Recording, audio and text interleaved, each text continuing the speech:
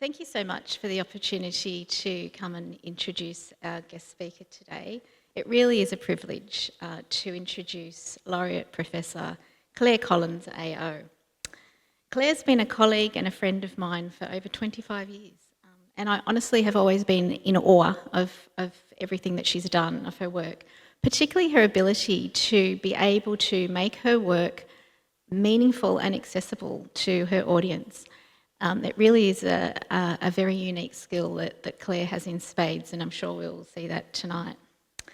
So to give you a little bit of Clare's background, so Professor Collins initially trained as a clinician in nutrition and dietetics at the University of Sydney, and was subsequently awarded her PhD from the University of Newcastle in 1999. That's about the time we met Clare.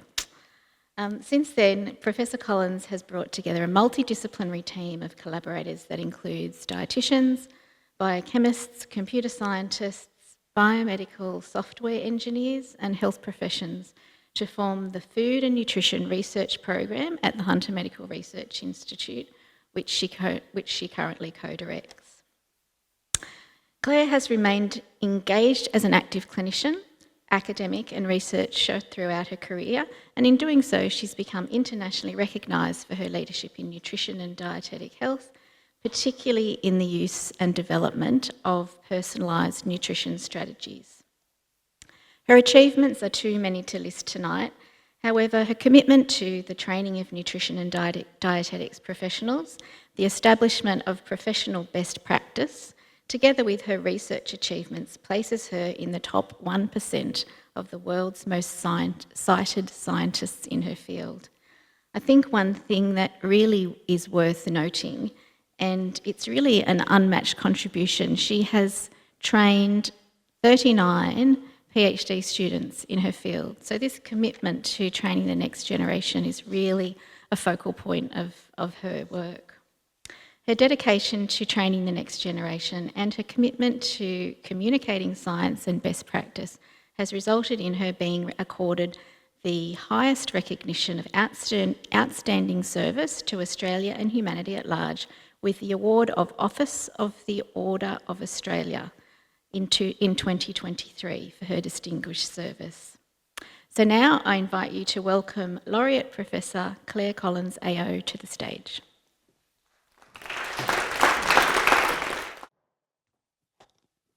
Thank you, everyone. It's really great to see, well, actually I shouldn't say that because I can't see you, but it's really wonderful to know that the most important people in Newcastle are here. Way to go. This is the QR code. This is your chance to ask me anything. So get out your phone, you've got a little bit of piece of paper. This isn't going to stay on for very long. And type in your question or vote for one that other people have already added.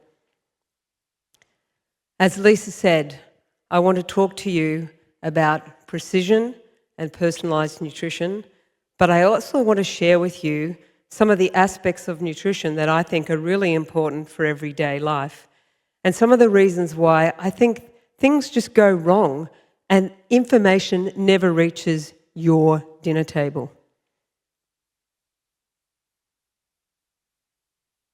I too want to acknowledge the traditional custodians of the land we're on today, the Awabakal people, and acknowledge elders past, present and emerging. I also want to acknowledge Team Nutrition and Dietetics.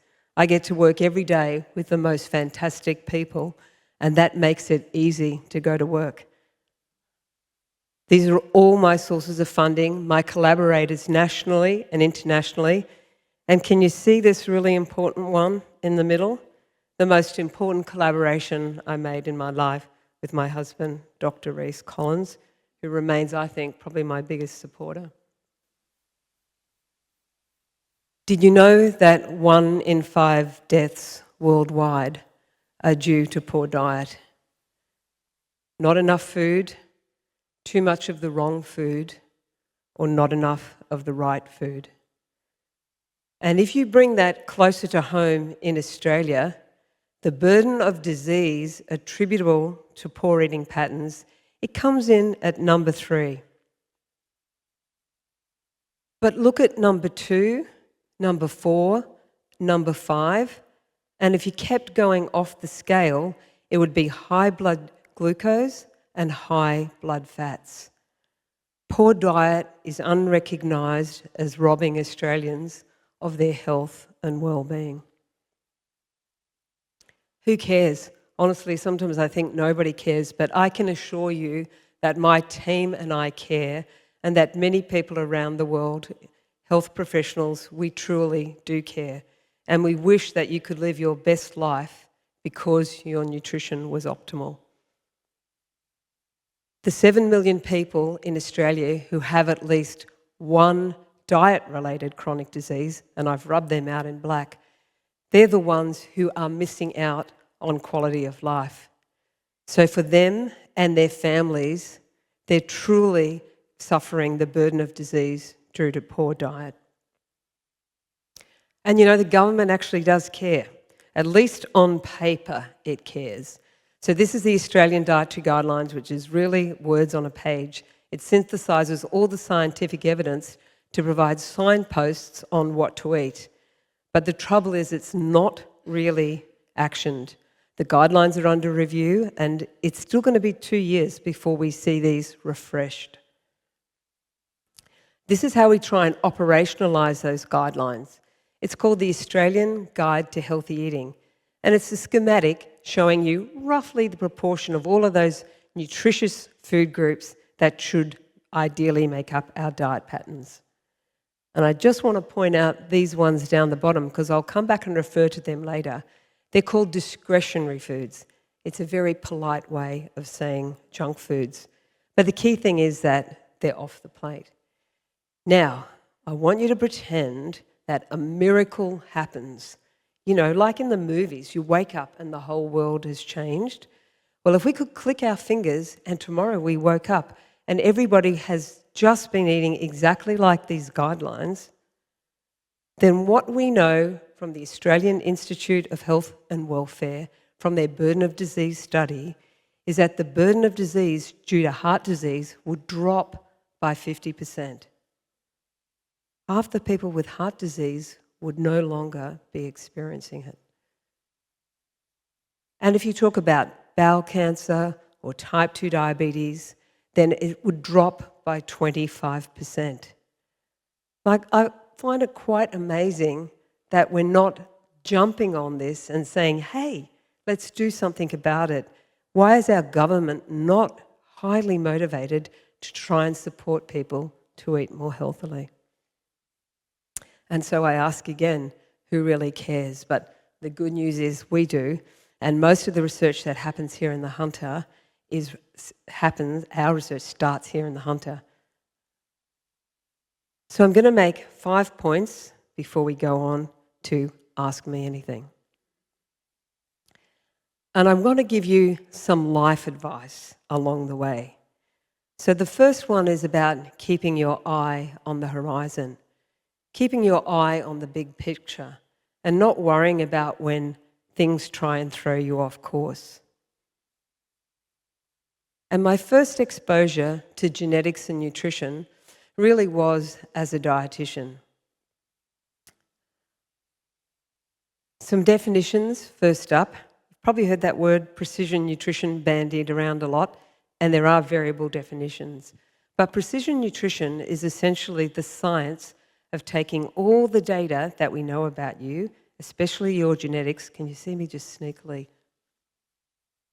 I've got a cold, so sorry about that. All of your data, whether it's your genome, your microbiome, things in your blood, your dietary data, and trying to work out what sorts of food might somebody with those characteristics need. That's the precision, the development of nutrition recommendations based on your genetics. The personalisation is like the art of applying that and supporting you so that you can improve your eating patterns. And I started doing that last century. My first job was in the Cystic fibrosis clinic for Newcastle, and in fact it was over at the Mater. So I started work when I came back to Newcastle the second time in 1985 as the dietitian to the Cystic fibrosis clinic.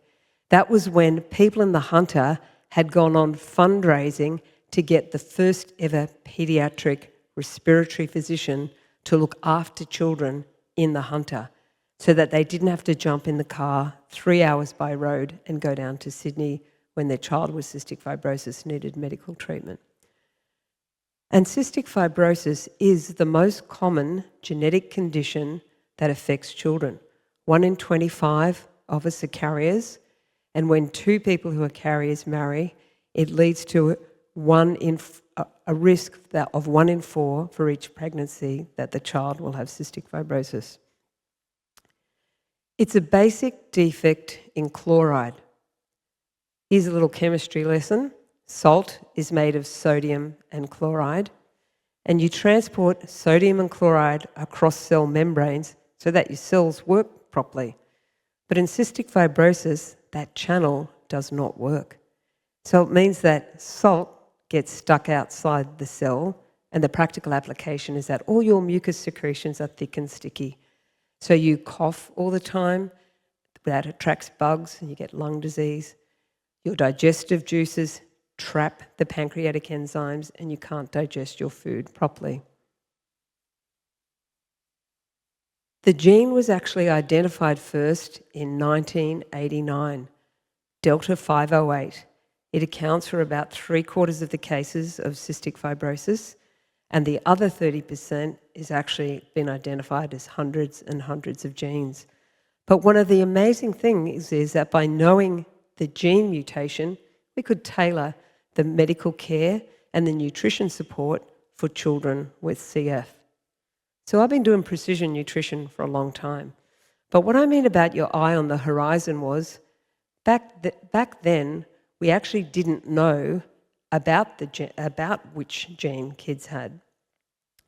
And we didn't know whether when they discovered the gene in 1989, how long it would be before they could harness that for a cure.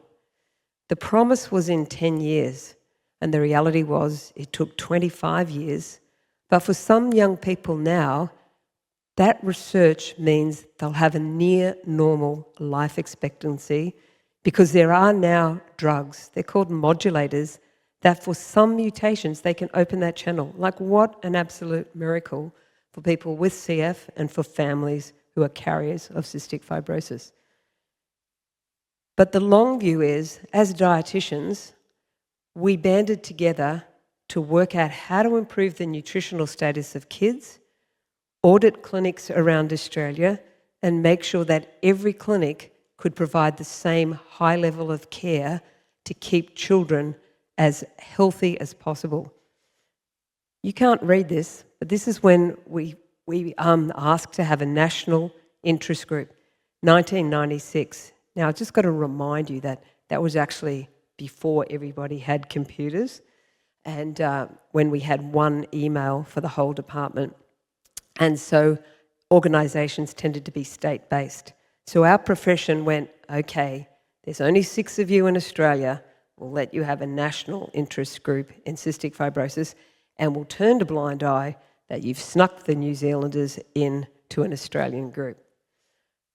But what you can see up here, just look at those lines going up. That's just the average growth pattern of all children and all adults over time with cystic fibrosis in Australia. And we mapped that to all the things we did: getting guidelines, auditing guidelines, doing training, supporting people to make sure the kids get best care. Along the bottom here, this is the growth in research by Australian cystic fibrosis dietitians. We've produced the most dietitians with research higher degrees in cystic fibrosis than any country in the world. And it absolutely paid off. Look at this next one. The pink line, that's the average lung function. It's comparing Australia, the USA, and the UK. And all you need to know is that Australia is at the top in the pink line. We did a fantastic job in promoting nutrition support so that young people would benefit if there was ever a cure. And then the other really important thing it is to know about the human genome is that it actually took a really long time to map it, to drill down and look at every DNA, every base in the human genome, so that it could offer more insights for helping across many, many diseases. I was at a talk about 3 years ago, and I heard this genomics speaker from Newcastle, Professor Murray Cairns, talking about how he'd taken the human genome and he'd worked out a polygenic risk score so he could identify who could respond to drugs for schizophrenia and who wouldn't. And it was based on the metabolism of the drugs. I emailed Murray and said, Murray, that's so amazing. Do you reckon you'd be able to take the same approach for nutrition? And 3 years later, we published this paper. And the reason that word circulation is on an angle in red and really big letters is because this is the fanciest journal I've ever published in. It has an impact factor, that's just a sciencey word, meaning it's off the Richter scale. And what we showed in this paper was we just looked at the genetics for metabolizing salt.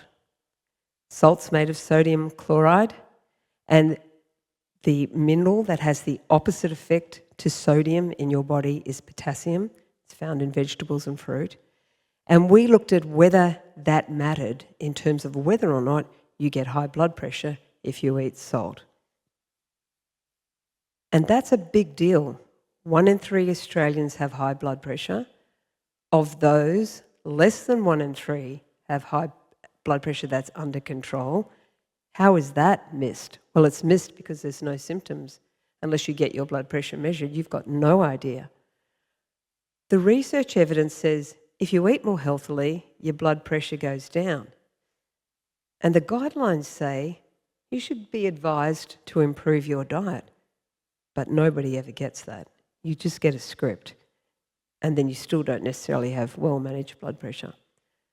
So the dietary advice for improving your blood pressure, if you haven't, is to eat less salt, eat more potassium, vegetables and fruit, or even better still, do both. So we compared whether or not, if you use one of these fancy genetic pathways that Murray had invented, looking at sodium and potassium metabolism, could you predict who might respond to a dietary intervention? And we decided to compare that to the standard, what's called genome-wide, not specific to metabolism, not necessarily treatable, but it'll probably get you a pretty good research paper if you study it. And for that, we used the UK Biobank. So 300,000 people, that's a pretty good sample size. 60,000 already had high blood pressure, and the rest didn't have high blood pressure. And have a look at the group who are on medication at baseline. Their blood pressure is still high. So that's just because you're on antihypertensives, blood pressure lowering medicine, it doesn't mean your blood pressure is under control. This is a little bit complicated, so I put the result in the title. So on the left is this polygenic risk score, tailored to sodium and potassium. And all you need to see is this stepwise increment. And what that is actually showing you is that as you go up the genetic risk, you've inherited parents where they're not very good at metabolizing sodium. If you eat more sodium, and we measured that in urine, then your blood pressure was more likely to be 40% higher than predicted, compared to these lucky people down here who are absolutely brilliant at metabolizing sodium, probably eat whatever they want, and they're never, ever, ever getting high blood pressure. On this side, there's no relationship. That's all over the shop. And so that shows us that, hey, in the future, you probably won't just get a blood test for cholesterol. You'll find out what your polygenic risk score is for hypertension, for diabetes, and for heart disease. And we want to work on solutions to help improve dietary patterns, to manage that and identify who needs medication straight away and who likely may never need medication. And that's essentially what that's saying, so I'm going to skip over. Now, here's the problem, and this is why I think that quite often we never do anything about diet.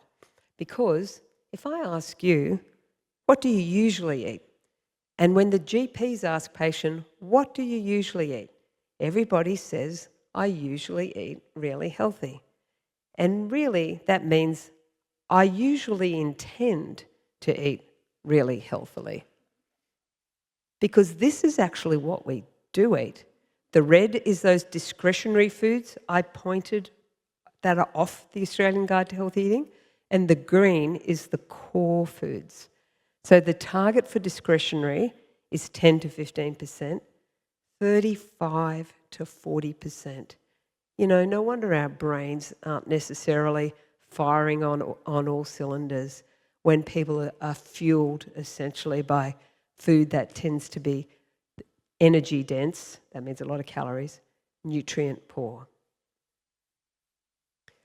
So we need a way to spy on you, in fact, a way of finding out what you eat without you having to worry about remembering it.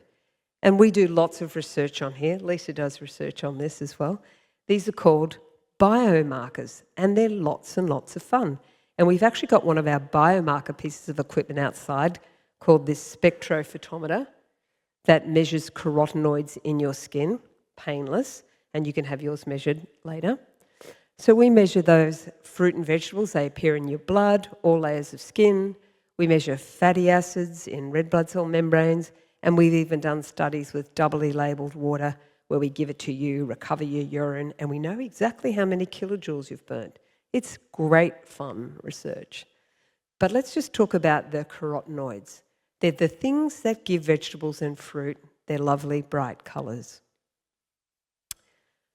And we've been doing some experiments looking at them in skin and to see whether or not you can notice them.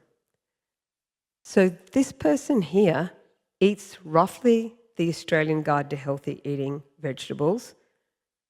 This person eats hardly any.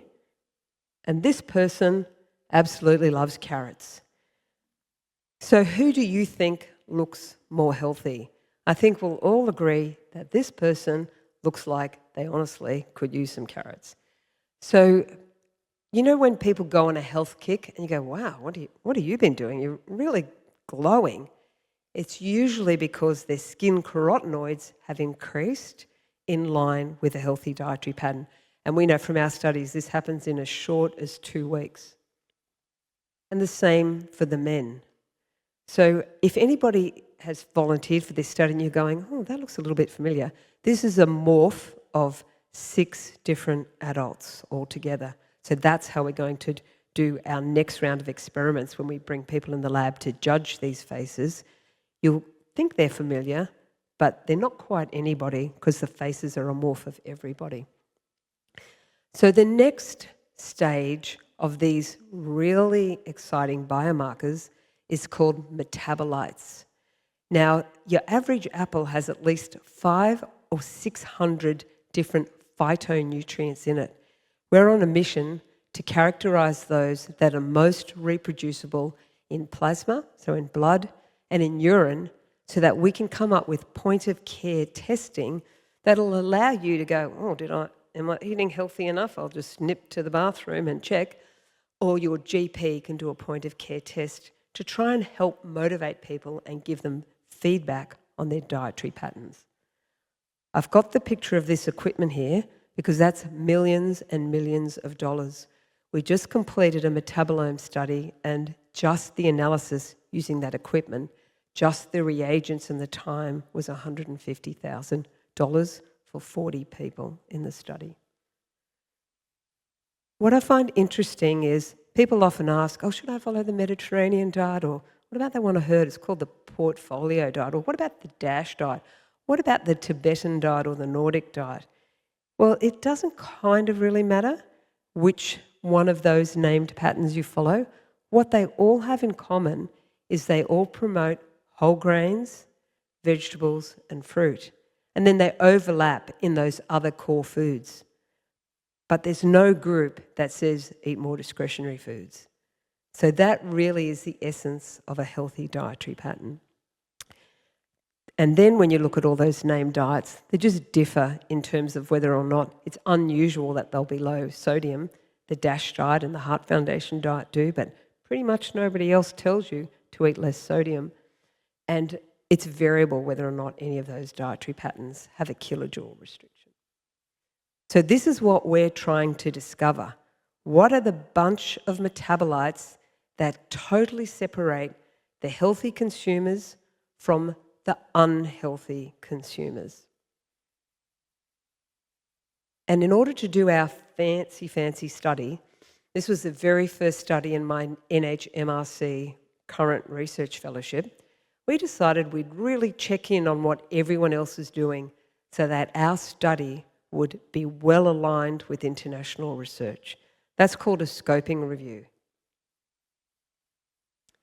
And then we designed our research study in the 44 people.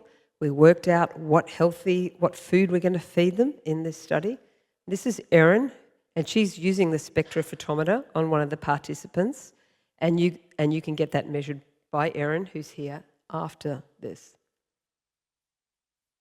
We gave them all their food for 4 weeks. 2 weeks on the healthy Australian diet with just 15% from discretionary, and then 2 weeks on the typical Australian diet with that 35 to 40% from discretionary. And the really surprising thing to us was that during the unhealthy diet, people said, I actually felt so bad, and it made them want to drop out of the study because they thought it was going to be fantastic, fish and chips, pizza, sausage rolls. They said it made them feel really bad. This is the crossover design, so you get randomised, all your food for 2 weeks, go back to being yourself for 2 weeks, and then come back and do the other 2 weeks. We find people like being in this study, especially the uni students, because, free food. But what we found is that there were 8 categories of metabolites that appeared in both blood and urine, and now we're on the detective mission to try and drill down to learn more about these metabolites, to find that pathway into a meaningful way to translate that for you, to help you know what to eat and whether you're getting better, so to speak. Okay, next point. Make up your mind and then change it. So that's me in 1974. I was 13. It's the last photo of me before I found out there was this thing called the dietitian. And I'm so grateful to my science teacher who made us fold our page in half and write down our best subjects on the left and our most loved subjects on the right. Science, easy. Loved home science. It used to be called home science. I think they call it design and technology now. Off to the library, girls, A to Z career book, and come back when you've worked out a career. A, accountant, no. B, join the bank, no. C, be a chef. Oh, I do like cooking. No. D, dietitian. Must be good at science and want to translate nutrition science to help people eat healthier. Close the book.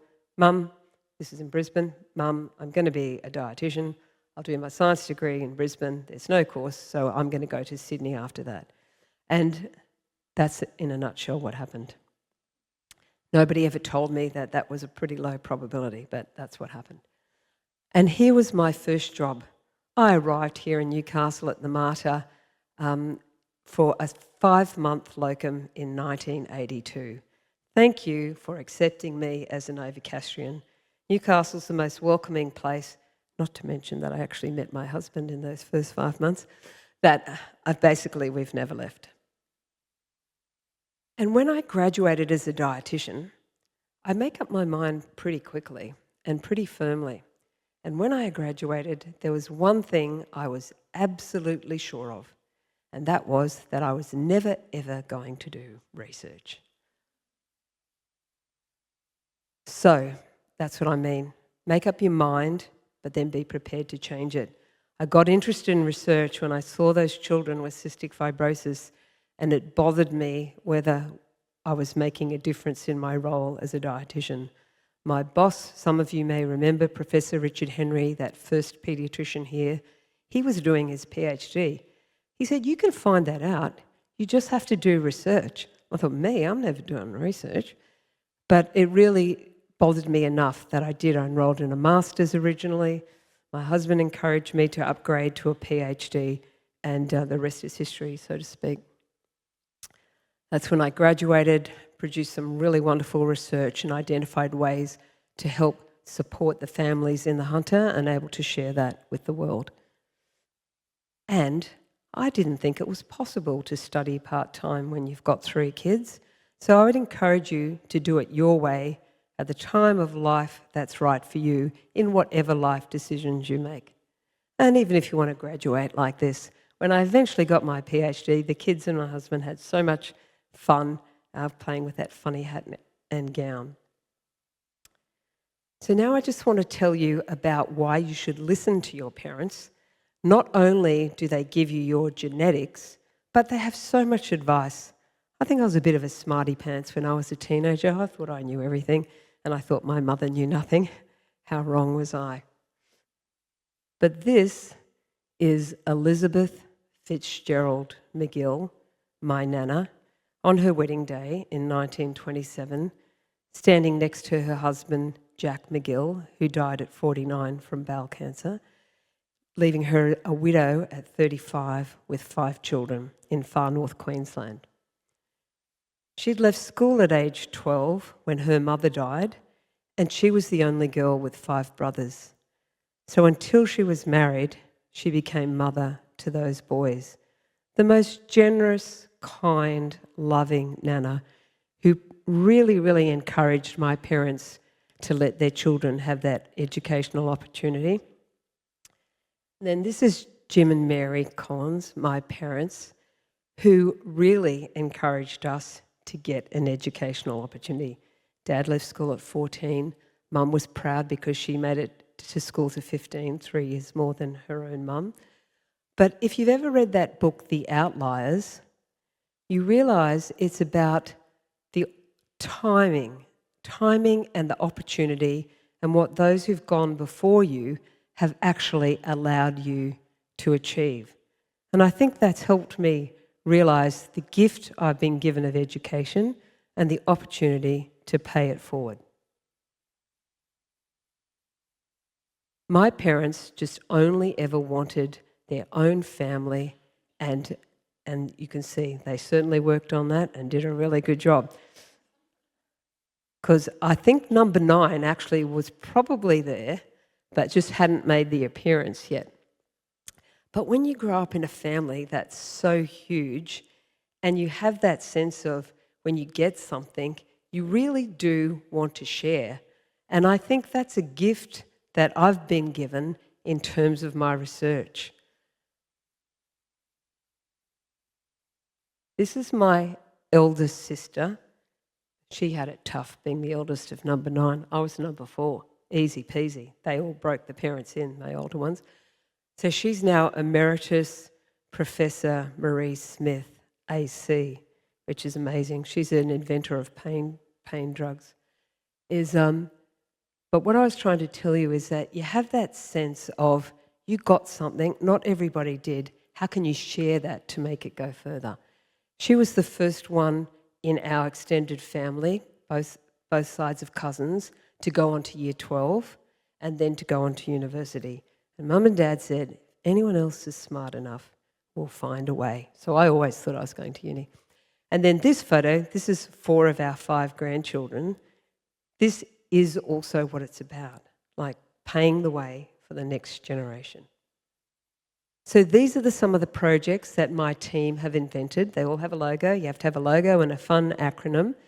And we've published on all of these trials. I'm not going to take them all through you, but just know that we're doing our best to get the research out there. It's actually the funding and the lack of funding for the translation that more is not actually left available for the community. The other thing my team and I do is we invent tools. This is the Australian Eating Survey. So when I was that dietitian in the cystic fibrosis clinic, If I wanted all the gory detail about what one of the families were eating, and we often needed to know that because we would assess things like fat malabsorption, we'd give families a set of scales, they'd go away, they'd weigh a food record for 3 days, they'd bring it back and all the food labels, I'd lock myself in the computer room for a couple of hours, analyse it away and generate a report and then get them to come back. So much time. So what we worked on over many years was a way that you could fill in a questionnaire.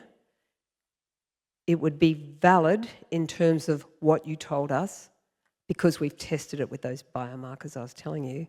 But then we could create the algorithms to immediately turn that into a report. And that's what you're looking at there. We break down with this questionnaire where people's kilojoules are coming from, those red groups and those green groups. How's their calcium, their vitamin C, their iron, their zinc, their folate? And now in the heart disease version, which foods does their salt come from? And then we use this fancy tool in telehealth. Here's 2 trials. One of these trials is funded by the Medical Research Future Foundation, where we've taken telehealth medical nutrition therapy, added into the heart health check. I hope all adults have had a cardiovascular heart health check. You're entitled to one on Medicare every year. And then delivered for them medical nutrition therapy while they're on their tractor, on the farm, so they don't have to drive into town.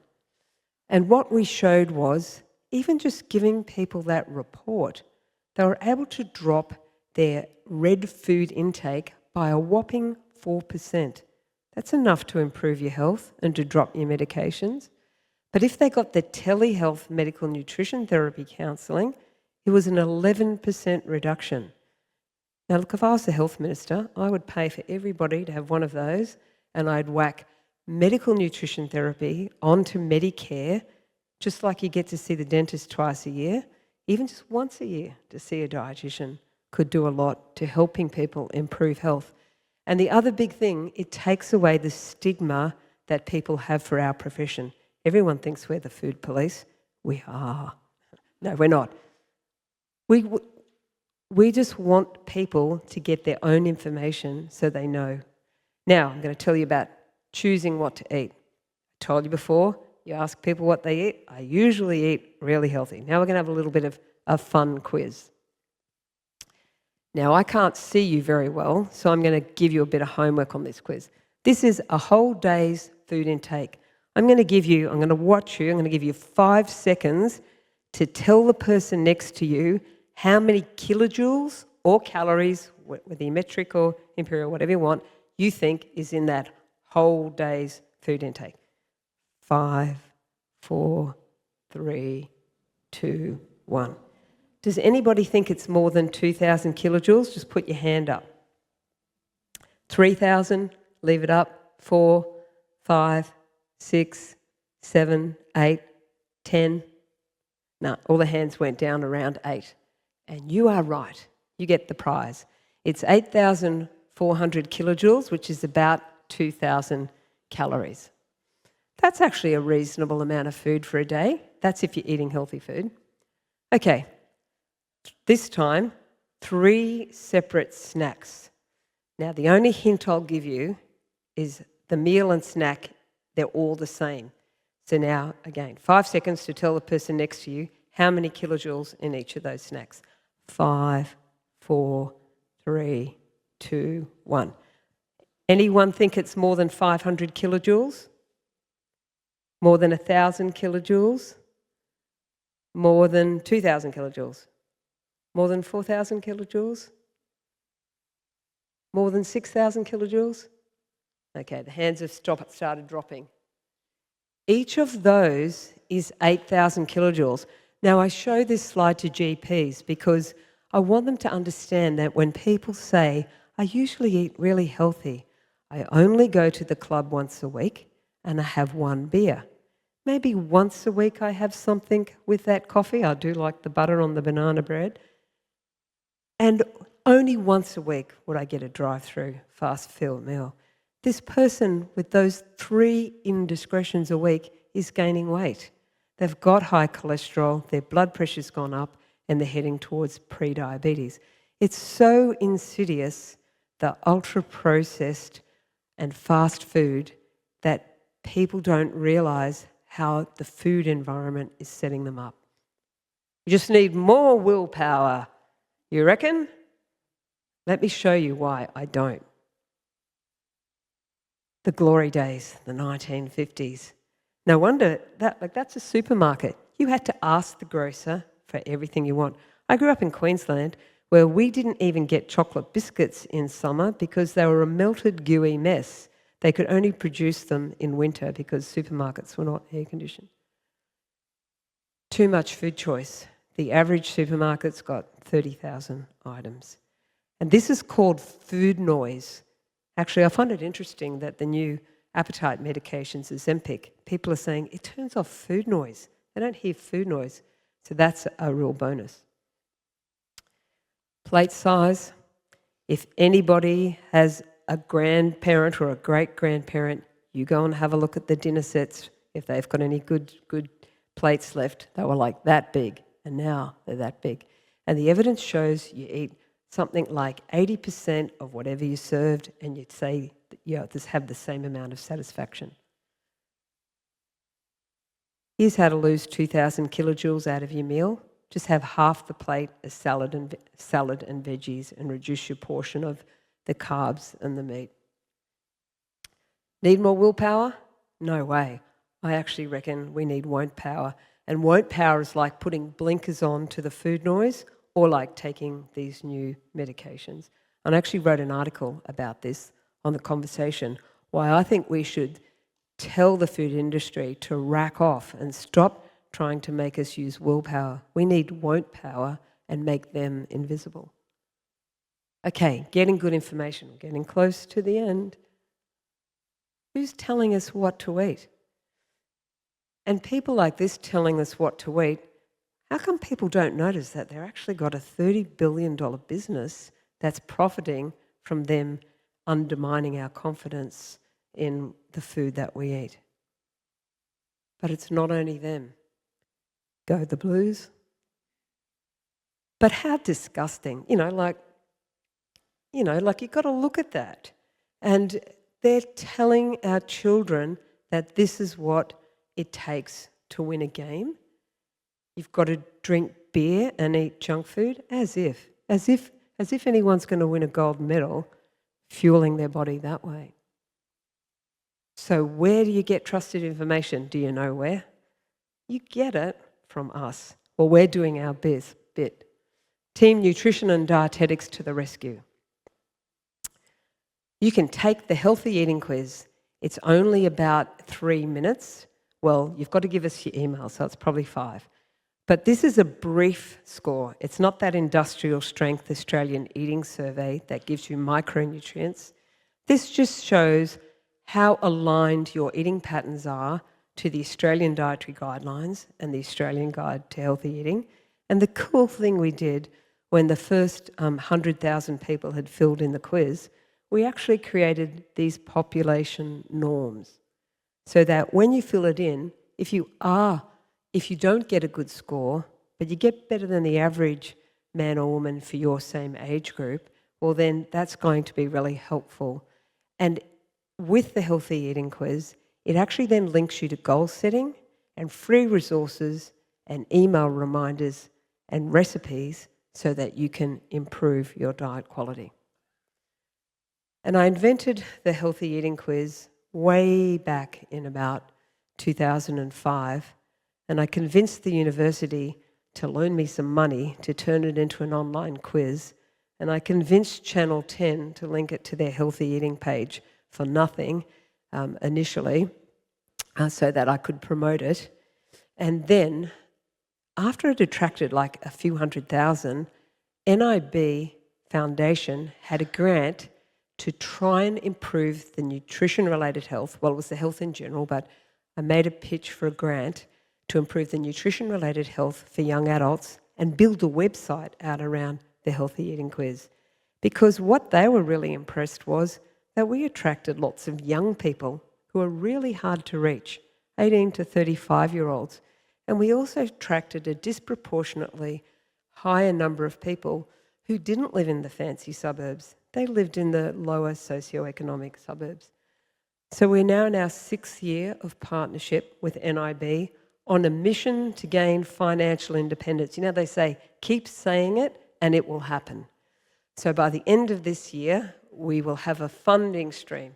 If I say it, it's going to happen. That allows this to go on forever because our funding partnership will eventually end. And what it does, which is so cool, the name comes from the young people who we talked to about the website, and they said, hey, you fancy university people, we really do care about food and nutrition, but we have no money, we have no time. Can you solve those problems? And we went, actually, I think we can. And that's a great name. That's what we're going to call the website. And they told us that not everything works in their kitchen. Can we filter the recipes, buy kitchen equipment? They also told us that one of the things they cared about a lot was feeling better in themselves. And they told us, some people said they cared about skin, some sharper thinking, some wanted to do better in sport. So we allowed them to filter the recipes based on their own motivators. And of course, things like allergies, vegetarian and vegan status. And then we put all our smart things we know about nutrition, all the research evidence, into blogs, hacks, myths. And then we started creating free resources, how to build a healthy salad, an ebook on how to have a healthy picnic, how to have healthy celebrations at Christmas time. Then Headspace contacted us and said, can you help us make a book about mood and food? That's there and you can download it for free. And then we wanted to show people how cheap you can go and meet all of those nutrient reference values. And we found that we could help you eat for $60 a week. The average spend is $90 a week, and it's probably even higher again now. Originally that was $55. With the CPI, we've had to push it up to $60. And we never stopped trying to share information. When the university pitched for MOOCs, I went, I've got an idea. And they said, oh, that sounds like a blockbuster one. And it was called The Science of Weight Loss, Dispelling Diet Myths. They were right. 67,000 people in 180 countries have done the science of weight loss. It's now not operating. We're in the process of planning to bring that inside No Money, No Time as shorter segments. That went for 6 weeks, and we'll chop it up and bring it to that. We work with Rickshaw Australia. Here's some information, I bet you did not know this one. Did you know that the largest vegetable producing company in Australia, in the world, Rickshaw, the Australian headquarters are here in Toronto? No, we didn't know that. Oh, right. We didn't know that until we met Stephen Roberts from Rickshaw, and we worked with them to help Rickshaw have their own vegetable MOOC within their own online learning company. This is James, and he's a vegetable butcher, and this is Roberta, who's our staff member, who's a chef and a dietitian, and just finished her PhD, actually. And then I write for The Conversation. I've been working in the media. Newcastle gave me my entry into media. I started writing for the Newcastle Herald in 1990. And then when The Conversation, a free online newspaper, asked me would I write an article for them in 2012, I haven't stopped writing for them. And all of this information is just simply translating what we already know about nutrition science to help people get the facts and then work out what's for dinner. Here's the latest one. This is a ploy. Don't tell anyone. This is actually a ploy, this one. This is to try and bring more people to No Money, No Time to increase its value. So now we've launched a nutrition blog, Nutrition Science Bites, and check out who my first guest was. Payback. I've been doing interviews and talking on his blogs for like 8 years, so it was Payback. And Carl was my first guest, And the trick with this nutrition science blog is they have to give us their favourite recipe, and we name it after them. Just make it over to make sure it's tweaked for like the salt, the sodium and the saturated fat. And then we put it on No Money, No Time. And of course, we've already got like nearly 1,000 hits on Carl's secret bolognese. So in summary, precision and personalised nutrition is already here. It's been here for a long time, but it's about to get a whole lot more sciencey and a whole lot more refined and a whole lot more personalised. Biomarker identification of diet and I believe is what's really going to help people find a motivation for wanting to eat healthy. It'll take away that judgment factor of, oh, I don't want you to know what I really eat. It'll be information for you about yourself that will factor in your genetics. And so now we're actually going to move over. I'm going to ask Professor Tracy Burrows to come up on stage because she's been monitoring the Q&A. So we'll just spend the first little bit of time, if everybody wants to scan that QR code and just reflect on some of those words of wisdom that Claire's given us in her talk, and pop your questions through, and I've been monitoring them, Claire. So we'll just give people a little bit of time just to put them in. Lovely. I think there's a lot that you've given us to digest. Is that okay? Yes, that's perfectly fine. I'll popcorn out some questions just so you can get a vibe for what people are I like asking that you. foodie. Yep. So there's a couple of personal questions around what you like to eat or what you usually like to eat, what motivates you. There's questions around gut health. There's things around some of those new weight loss drugs or pharmacology, like Ozempic. All right. But Claire, I did hear in Lisa's beginning introduction that you've trained 39 PhD students. So I was kind of sitting there thinking, well, I was your first PhD student, so I kind of feel like a bit of a test case. So let's start with that first question.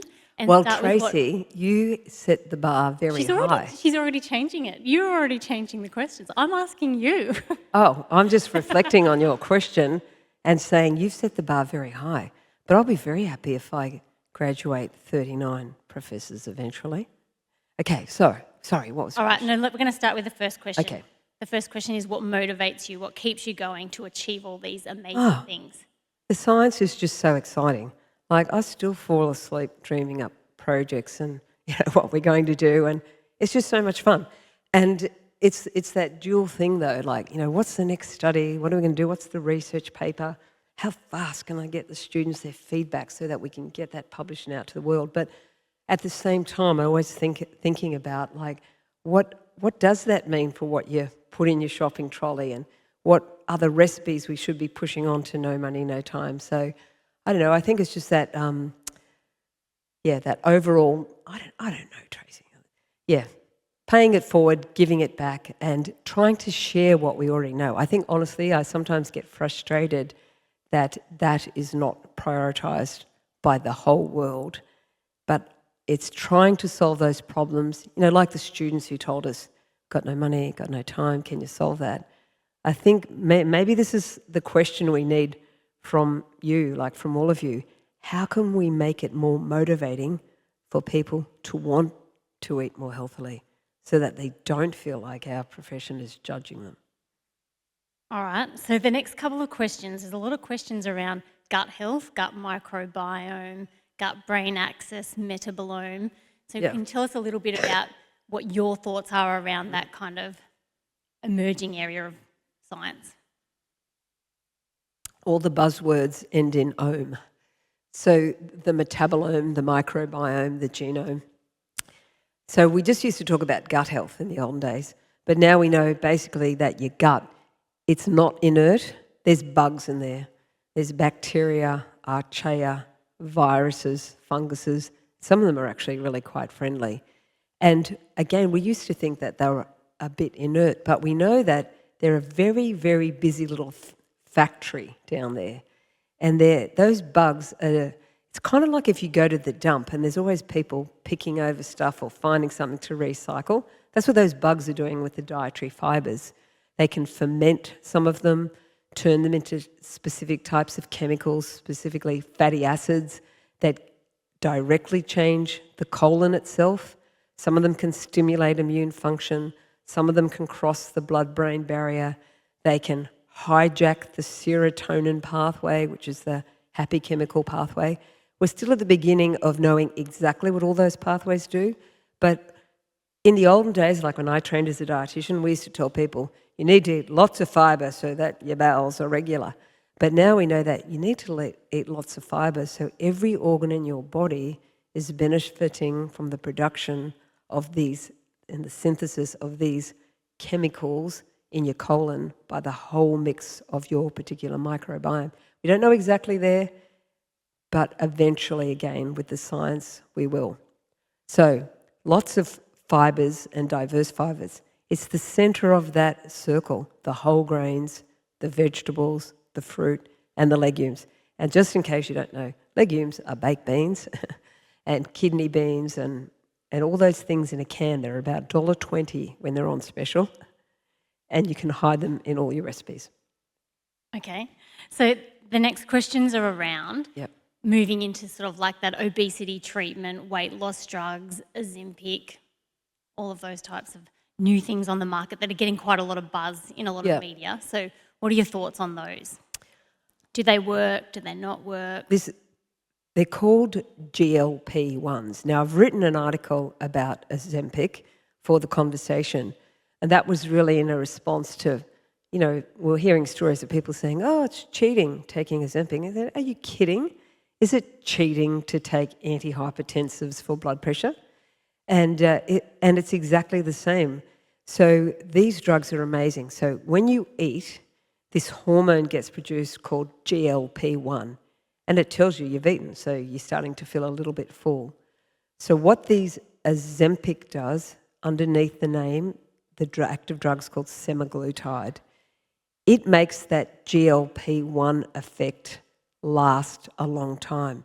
In your body after eating, GLP-1 half-life is 2 minutes. But when you inject the GLP-1 receptor agonist, that just means it makes GLP-1 work better, the half-life is like 180 hours, so like a week.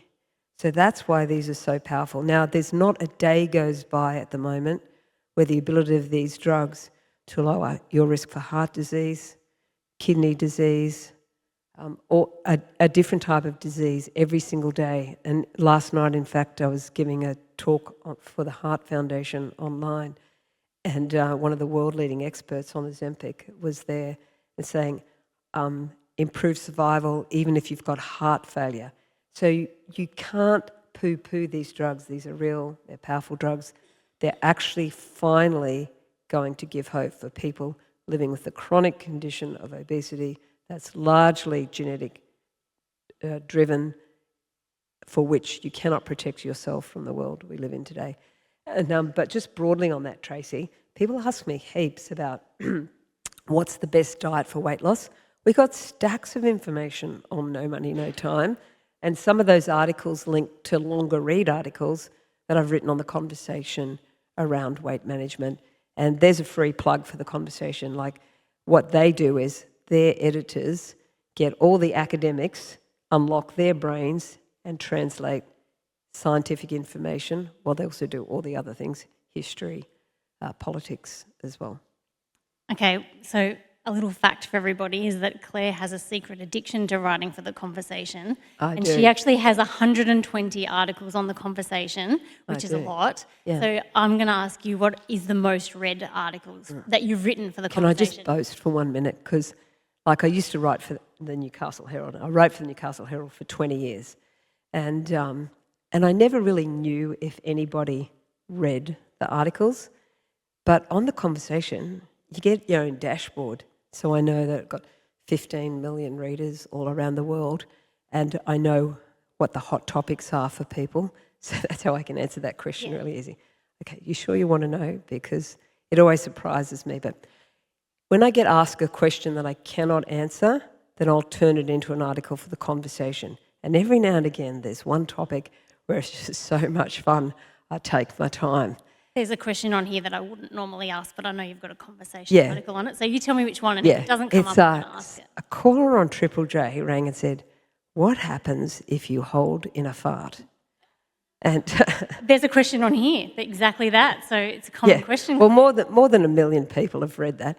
And look, honestly, I spent 6 months chuckling to myself, drilling down in all the cruel experiments that fart researchers do, in terms of, getting a perfect seal so that they capture all the fart gas and feeding people baked beans versus lactulose. And, I can't believe that people would actually do those experiments, that they'd volunteer. But anyway, so anyway, I got distracted. But the long So is that one of your most, that's the most read. That's the most read. All right. Yeah, That's good because I don't want to have to ask that question, so I'm glad you brought that up. Anyway, but let me tell you, we didn't finish that. So what happens if you hold in a fart? 2 things. Some of that gas gets reabsorbed. Most fart gases actually don't smell. So it will come out on your breath, but it's not really going to be a big deal unless you happen to have really poor oral hygiene and have bad breath anyway. So then you've got more bad breath coming out. But the other thing that's more likely to happen is that eventually you can't hold it in and you'll actually have an explosive fart. So my advice was for people just to try and move somewhere quietly without being noticed.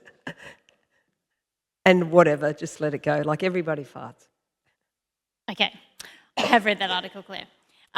So there's a couple of questions on here that probably a lot of people face when they go to the supermarket. So are organic vegetables better than normal vegetables, or what about vegan foods and other common food fillers and things like that? Have you got? Yeah, it's really confusing. I think it's hard for people when you want to eat really healthy. And I always think that the one thing the supermarket does to help us eat healthy is that actually when you first go into the supermarket, where do you land? The vegetable aisle. So here's a trick. Get your trolley. Do not leave until you cannot see the floor of the supermarket. Get all those veggies and fruits into your trolley. They don't have to be organic. Now, you think about families where money is tight. Why would you pay $6 a kilo, or maybe it's only $4, for organic pumpkin if you can buy non-organic for $2? Like that's just putting the bench too hard. There's not really a lot of difference in the nutrient content. There may be a difference in terms of the soil health and things. So that might be your philosophical choice. But let's don't push that on to people with the lowest income when we know that only 5% of Australians are actually like those people in the middle of that slide I showed you and actually eat enough vegetables and fruit. Most people are way down in that very pasty, pale looking category. All right, so Claire, there is a couple of personal questions on here, as in from your presentation you said when you ask people they usually eat really healthily. So there's a question on here about what does Claire usually eat and what's your favourite food and drink? Did you know I've even written a conversation article about that? Yeah, so I have written about what my favourite foods are, and they're in there, but I'll tell you a little secret. Do you promise you won't tell anyone? Only because, I get all the haters on Twitter if I say that I really like salmon. I really do. I wish the salmon industry would clean up their act, because I personally do actually really like salmon. But apart from that, I really love vegetarian food. Now, I post what I eat for dinner on Twitter a lot of nights. We post on No Money, No Time closed Facebook group what we eat. So if you really want to know what I eat and what everybody in the No Money, No Time eats, then people can actually sign up for No Money, No Time and then join our closed Facebook discussion group, and you get to see all the cool things we eat, and we regularly link back to the recipes on No Money, No Time. One of the things that is very nice about No Money, No Time recipes is that if any of us give over one of our own recipes, we call it after ourselves or after the people who've donated the recipe. Did I answer your question? I'm waiting for the drink. What's your favourite drink? Oh, cup tea. That's my Irish genes, and I just like builder's tea because I like tea. People often give me a box of fancy teas, but I only want the black tea that's in there. I don't like green tea, and I don't like chamomile tea, don't like any of them. I just like tea. Okay. So Claire, can I tell you though, Tracy, that there's... Can you tell I've been the PhD student for a long time? Yes, Claire, you keep talking. Yeah. Yeah, so the really interesting thing about tea, and I've written a conversation article on this one too, is that did you know that tea contains this amino acid called L-theanine? And honestly, Tracy, I'm sure this is why I am so calm but alert, because L-theanine modulates alpha brainwaves. Now, alpha brainwaves, if you've ever been in the traffic lights, screaming kids in the back, the light's red, and you have to calmly drive off with the chaos, it's alpha brainwaves that allow you to stay calm but alert. Now, I must have known that even when I was doing my science degree, because I always got to the exam early and went and had a cup of tea before I went in to do the exam. So there you go, try that out, alpha brainwaves. And did you know that it's actually, I think, why when there's a problem, people often go, well, quick, put the kettle on, and we'll sit down, have a cuppa, and we'll work it out. Yes, but do you remember that we made you write an article for coffee? Because I like coffee better than tea. Yes, So okay. do you want to tell anyone else about Tracy. coffee? Yes. And do you remember, that was my first conversation article that went viral, and I got on a plane as it was going viral and left you to do all the media. Yes, I remember that. So would you like to tell them about some of the benefits of coffee then, Claire? Okay, well, the reason behind writing the article on coffee was because it really annoyed me that I would hear all these fitness self-styled gurus and lifestyle gurus telling everybody the only way to get healthy was to ditch that nasty black stuff. And I thought, well, is there any science behind that? And when I looked into it, I went, OMG, coffee drinkers have the longest life expectancy, and even if they drink decaf. And people are assuming that it's all about the caffeine, when in fact there's all these phytonutrients in coffee, K-wol, caffestrol, chlorogenic acid, all of these things that actually can potentiate the anti-inflammatory, anti-carcinogenic pathways and also make insulin work better, more sensitive. So that's why when you look at coffee drinkers, there's a lower risk for type 2 diabetes, a whole bunch of stuff. Go and have a look at that particular coffee article, even if you're drinking decaffeinated. So if it really makes your heart flutter, the actual caffeine, then just switch to decaf and do not feel guilty. Just have to work harder to pay for that barista-style coffee. How many coffees do you have a day? 2. 2, yeah. Well, that's not very many, but yeah. Well, that's good. That means you're going to have to work for a lot longer to pay for all those barista coffee, Tracy. So that's good news. The world will benefit. Okay, Claire, we're going to jump back to the diet question because I know you mentioned a few dietary patterns in your presentation around like the keto diet. So there's a few questions on here about other types of diets like ketogenic diets. Is it okay to eat carbohydrates? So what do you think is the best dietary approach? Or do you have any comments on those ones? I'm not sure whether it's the keto diet or the carnivore diet that makes me the most cross. But I think it's actually the passion of the ketos. I think it's the carnivore that makes you the most cross, personally. No, I think it's both of them. Yeah, I think it's both. Okay. But the reason, this is why I've written 2 articles on keto for the conversation, but why I got so cross when people started going on about that is, like, I was originally a paediatric dietitian. I used to see families where the ketogenic diet, this is a diet where if you burn fat only, then you produce these things called ketone bodies. Now, they cross the blood-brain barrier and they do some sort of effect on your brain waves, on the electricals of your brain. Now, when I was a paediatric dietitian, if your child had intractable epilepsy, meaning they did not respond to any epilepsy drugs, the last resort was a ketogenic diet. Now, this was a diet where you had to put cream into their infant formula. They could only have a certain amount of milk per day.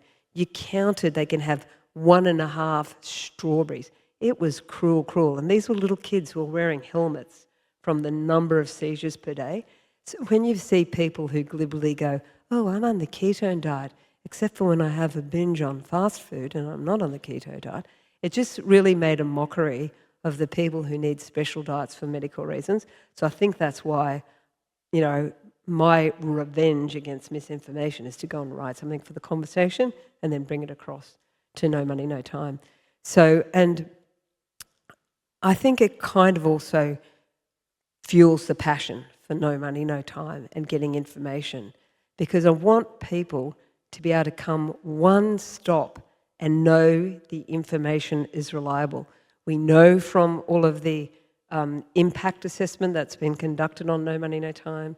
We know that because of the university as well, it's a trusted brand. And, it's something like 130 organisations now link to No Money, No Time as a trusted brand. And that's our way of busting some of those myths. Did I answer your question? Yeah. So we're going to wrap up the Q&A, Claire, but I would like to just invite you to, leave the audience with a final, words of wisdom. Tracy, or... let's see if this works. I knew you were going to ask me that, so I'm just going to see if this starts playing. I thought we'd let the vegetables have the last say. I think I have to listen carefully. What shall we be in your trolley? Well, we bring lots to the table, really, don't we? Oh, well, people generally think just soup, but I like You're really mashed versatile. potato. Yeah, versatile. Wedges, paella, roast, Oh, I love risotto. a roast. I'd say my ideal meal would be me and a couple of girls just vegging out in a big bowl of hummus. Well, you're a superfood, aren't you? Stop it. Embarrassing. We are crispy, colorful, crunchy. Some people call us capsiums, you know? I think we'd be really good in a lunchbox, or maybe even a burger or a wrap. Yeah, we have complementing tones.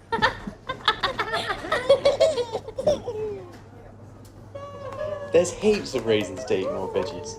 Try the healthy eating quiz today.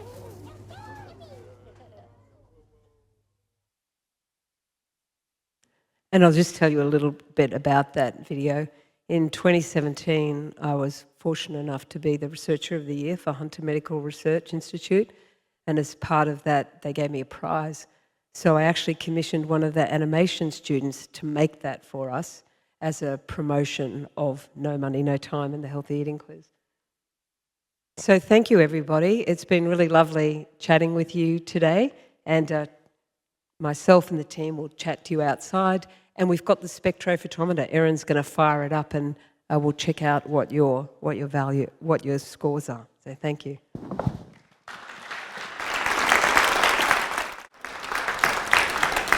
Firstly, let me thank Professor Tracy Burrows for acting as the conversationalist on your behalf. Thank you for doing that, Tracy. Much appreciated. Look, I think it's fairly obvious to say that we've been treated to a wonderful evening of teasing of some science and some evidence and justification for what has clearly been a significant effort to pass it on and also to help each one of us and our families throughout the world by doing better with our food, and some evidence as to why that is such an important thing in our daily lives. And I think I can only turn to you and ask you to show what you think of the presentation this evening by thanking Claire. Thanks, everyone. I'd also like, on behalf of the Royal Society Hunter Branch and the others, the University of Newcastle, for supporting the Hunter Medical Research, for you giving the time and for your considerable effort and so on in making this all possible. So thank you very much. Thank you.